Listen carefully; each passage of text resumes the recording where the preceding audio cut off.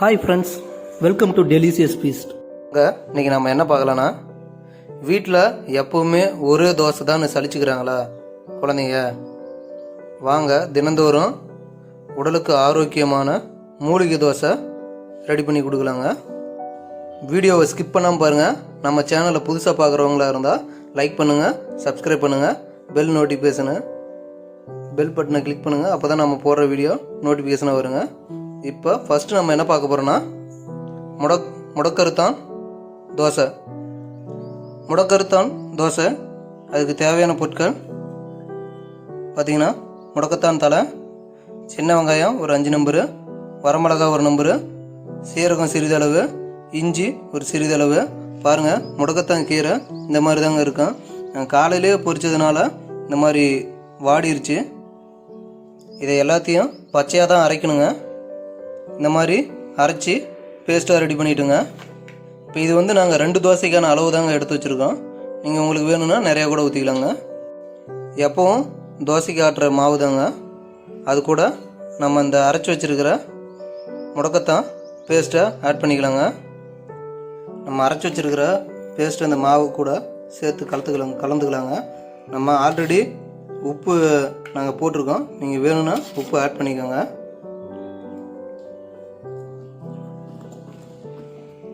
இந்த மாவோட ஒன்றா இப்படி நல்லா கலக்கிக்கோங்க. இது கசப்பாக தான், கொஞ்சம் கசப்பு தன்மை இருக்குங்க. வாங்க முடக்கத்தான் தோசை ஊற்றலாம். தோசைகளை அடுப்பில் வச்சு சூடானதும் நம்ம எண்ணெயை ஊற்றிக்கலாங்க. எண்ணெயை ஊற்றிட்டு நம்ம கலந்து வச்சுருக்கிற மாவை தோசையை ஊற்றிக்கலாங்க. இது பார்த்திங்கன்னா முடக்குவாதத்தை குணப்படுத்துது. மூட்டு வலி, கை கால் மூட்டு வலி இது வந்து சரி பண்ணுங்க. அதே மாதிரி பார்த்திங்கன்னா தோல் நோய்க்கு ரொம்ப சிறந்ததுங்க. இந்த மாதிரி குழந்தைங்களுக்கு டெய்லியும் ஊற்றி கொடுக்கலாங்க. மேலாப்பில் சிறிதளவு எண்ணெய் சேர்த்துக்கலாங்க. அவ்வளோதாங்க, வெந்துருச்சு. இப்படி போட்டுக்கலாம். அவ்வளோதாங்க, முடக்கத்தான் தோசை ரெடி. அடுத்து வல்லாரக்கரு தோசை. தேவையான பொருட்கள்: வல்லாரக்கீரை, பச்சை மிளகா ஒரு நம்பரு, சிறிதளவு சீரகம், இஞ்சி ஒரு சிறிய துண்டு. இதை வந்து வதக்கி தாங்க அரைச்சி வச்சுருக்குறோம். பாருங்கள், இந்த மாதிரி அரைச்சாச்சு. இப்போ நம்ம எடுத்து வச்சுருக்கிற தோசை மாவு கூட கலந்துக்கலாம். கல் சூடானதும் இந்த மாதிரி நம்ம கலந்து வச்சுருக்கிற மாவு ஊற்றிக்கலாங்க. இந்த மாதிரி வல்லாரையை அதிகமாக சேர்த்துக்கும்போது பார்த்திங்கன்னா ஞாபக சக்தி அதிகமாகுது, கண் பார்வைத்திறன் அதிகமாகுதுங்க, கண்ணில் நீர் வடிகிறது, இதெல்லாம் வந்து சரியாகுதுங்க. அவ்வளோதாங்க, வல்லார தோசை ரெடி. அடுத்து கற்பூரவள்ளி தோசை. தேவையான பொருட்கள்: கற்பூரவள்ளி ஒரு 3-4 கொத்து எடுத்துக்கலாங்க, மிளகு சிறிதளவு, சீரகம் சிறிதளவு, இஞ்சி ஒரு சிறிய துண்டு, பச்சை மிளகா ஒரு நம்பரு, பூண்டு இப்படி ஒரு 6 பல் எடுத்துக்கலாங்க. இதை அப்படியே பச்சையாகவே அரைச்சி இந்த மாதிரி எடுத்துக்கிட்டுங்க. இப்போ இதை நம்ம தோசை மாவு கூட கலந்துக்கலாம். கல் சூடானதும் நம்ம கலக்கி வச்சுருக்கிற மாவை ஊற்றிக்கலாங்க. கற்பூரவள்ளியை இந்த மாதிரி எடுத்துக்கும்போது பார்த்திங்கன்னா சளி, இருமலை குறைக்குதுங்க. அதே மாதிரி செரிமானத்தன்மையை அதிகமாக்குதுங்க. அவ்வளோதாங்க, கற்பூரவள்ளி தோசை ரெடி. அடுத்து பார்த்திங்கன்னா கல்யாண முருங்கை இலை. இந்த இலைக்கு பின்னாடி பார்த்திங்கன்னா இந்த மாதிரி நரம்பு மாதிரி இருக்கும். அதை வந்து தனியாக எடுத்துடலாங்க. அதை எடுத்துட்டு இந்த தலையை அரைச்சா சக்கையாட்டம் வரும். அதை புளிஞ்சு வெறும் சாறு மட்டும் கொஞ்சம் எடுத்துக்கலாங்க. இது இப்போ தோசை மாவு கூட கலந்துக்கலாங்க. கல் சூடானதும் நம்ம கலந்து வச்சுருக்கிற மாவை ஊற்றிக்கலாங்க. கல்யாண முருங்கை இந்த மாதிரி தோசையாக எடுத்துக்கலாம், வேறு எப்படி வேணாலும் எடுத்துக்கலாம். இப்படி வந்து நம்ம கல்யாண முருங்கையை எடுத்துக்கும் பொழுது கர்ப்பப்பை பிரச்சனை சால்வ் ஆகுதுங்க, உடல் எடை குறையுது, குடல் புழுக்களை வந்து நீக்குதுங்க. அவ்வளோதாங்க, கல்யாண முருங்கை தோசை ரெடி. அடுத்து குப்பைமேனி தோசை. பாருங்கள், இதுதான் குப்பைமேனி இலை. இந்த இலையை மட்டும் தனியாக அரைச்சி பேஸ்ட் மாதிரி எடுத்து வச்சுங்க. இதை மாவு கூட மிக்ஸ் பண்ணிக்கலாங்க. கல் சூடானதும் நம்ம கலந்து வச்சுருக்கிற மாவு ஊற்றிக்கலாங்க. குப்பைமேனி இலை காய்ச்சல், ஆஸ்துமாவை குணப்படுத்துதுங்க, மலச்சிக்கலை சரியாக்குதுங்க. அவ்வளோதாங்க, குப்பைமேனி தோசை ரெடி. அடுத்து பார்த்திங்கன்னா பீட்ரூட் தோசை. தேவையான பொருட்கள்: பீட்ரூட் ஒரு நம்பர், சீரகம் சிறிதளவு, இஞ்சி சிறிதளவு, ஒரு பச்சை மிளகா. பீட்ரூட்டை அப்படியே போட்டாங்கன்னா இனிப்பாக இருக்கும், அதனால் வந்து இதை ஆட் பண்ணிக்கிறோங்க. இந்த மாதிரி அரைச்சி எடுத்து வச்சுங்க. இப்போ நம்ம அரைச்சி எடுத்ததை தோசை மாவு கூட கலந்துக்கலாங்க. கல் சூடானதும் நம்ம கலந்து வச்சுருக்கிற மாவை ஊற்றிக்கலாங்க.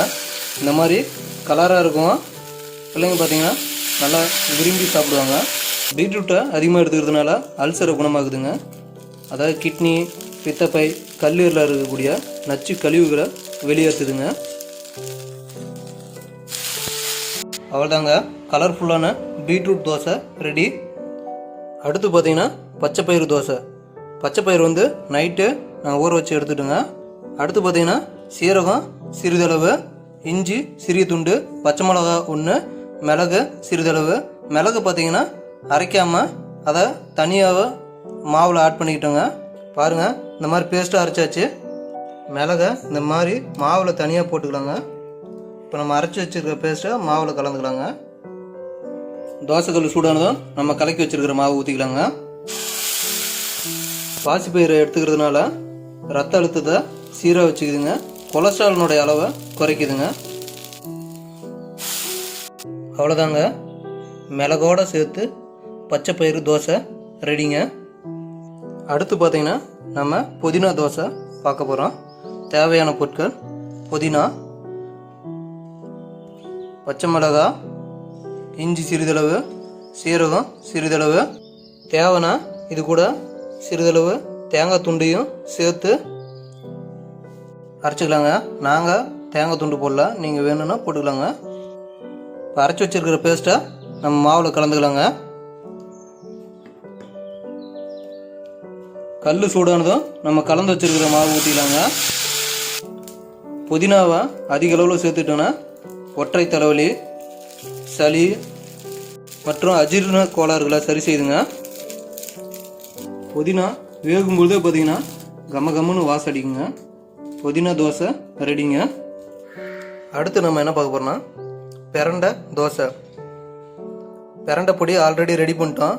பிரண்டை பொடி எப்படி ரெடி பண்ணுறதுன்னு நம்ம சேனலில் ஆல்ரெடி வீடியோ போட்டிருக்கோம். நம்ம வீடியோவில் போய் பார்த்துக்கோங்க. நம்ம சேனலில் தேவையான பொருட்கள்: வெங்காயம் ஒரு பெரிய நம்பரு, சின்ன வெங்காயமும் 2 கலந்து எடுத்துக்கிட்டோம். கல் சூடானதும் மாவு ஊற்றிக்கலாங்க. இது கொஞ்சம் நல்லா ஊத்தாப்பம் அளவுக்கு மொத்தமாக மாவு ஊற்றிக்கோங்க, மெலிசாக ஊற்ற வேண்டாம். நறுக்கி வச்சுருக்கிற வெங்காயத்தை இந்த மாதிரி மேலே போட்டுக்கலாங்க. இப்போ நம்ம ப்ரிப்பேர் பண்ணி வச்சுக்கிற பிரண்டை பொடியை அது மேலே போட்டுக்கலாங்க. பிரண்டையை ரெகுலராக எடுத்துக்கிறதுனால பசியை பார்த்திங்கன்னா குழந்தைங்களுக்கு அதிகமாக தூண்டிவிடும். பெரியவங்களிருந்து எல்லாத்துக்குமே பசியை நல்லா அதிகமாக தூண்டிவிடும். அஜீரண கோளாறை சரி செய்யுங்க. அதே மாதிரி பார்த்திங்கன்னா இதில் கால்சியம் சத்து பார்த்திங்கன்னா அதிகமாக இருக்குது. பிரண்டை பொடி போடும்போது பார்த்திங்கன்னா நல்லெண்ணெய் நல்லா சேர்த்துக்கிட்டோம்னா நல்லாயிருக்கும். இப்போ நம்ம மோஸ்ட்லி எல்லா தோசைக்கும் நல்லெண்ணெய் தான் யூஸ் பண்ணுறோம். அவ்வளோதாங்க, பிரண்டை தோசை ரெடி. அடுத்து பார்த்திங்கன்னா பொன்னாங்கண்ணி கீரை தோசை. அதாவது பொன்னாங்கண்ணி கீரையை எடுத்து இந்த மாதிரி அரைச்சி பேஸ்ட்டை வச்சுட்டோம். இப்போ நம்ம அதை வந்து மாவு கூட கலந்துக்கலாங்க. அரைச்சி வச்சுருக்கிற மாவோட கல் சூடானதும் மாவு ஊற்றிக்கலாங்க. பொன்னாங்கண்ணி கீரை தாங்க கீரைங்களுக்கெல்லாம் ராஜா கீரைன்னு சொல்லுவாங்க. இது வந்து பார்த்திங்கன்னா கண்ணுக்கு ரொம்ப நல்லது. உடம்புல இருக்கக்கூடிய ஹீட்டை வந்து நல்லா குறைக்குதுங்க. அவ்வளோதாங்க, பொன்னாங்கண்ணி கீரை தோசை ரெடி. அவ்வளோதாங்க, 10 விதமான ஹெல்த்தியான சுவையான தோசை ரெடிங்க. நம்ம இப்போ இருக்கக்கூடிய காலகட்டத்தில் ஜங்க் ஃபுட்டை அதிகமாக எடுத்துக்கிறதுனால குழந்தைங்க வந்து சீக்கிரமாக வந்து உடம்பு சரியில்லாமல் அடிக்கடி உடம்பு சரியில்லாமல் போயிடுறாங்க. அவங்களுக்கு பார்த்திங்கன்னா இந்த மாதிரி டெய்லியும் ஒவ்வொரு வெரைட்டியில் குடிச்சு கொடுங்க. ஹெல்த்தியாக இன்னும் பல விதமான தோசையாக பார்ட் 2ல் பார்க்கலாங்க. இன்றைக்கி பவர் ஷட்டவுன்றதுனால எங்களால் ரெடி பண்ண முடியல. நாங்கள் ஆல்ரெடி பிளான் பண்ணோம், ரெடி பண்ண முடியல. தேங்க்யூ ஃப்ரெண்ட்ஸ், அடுத்த வீடியோவில் சந்திக்கலாம்.